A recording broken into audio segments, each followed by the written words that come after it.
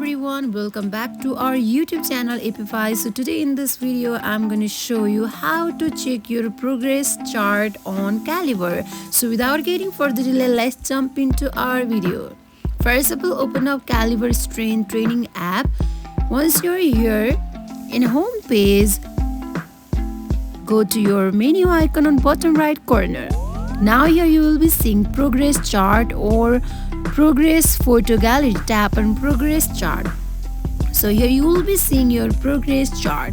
For now there is no details or no information I have inputted on this app, so it is not showing anything. But if you input your details, your progress, then it will definitely show you on chart. So that is it for today. If you guys like this video, do not forget to like, comment and subscribe our channel.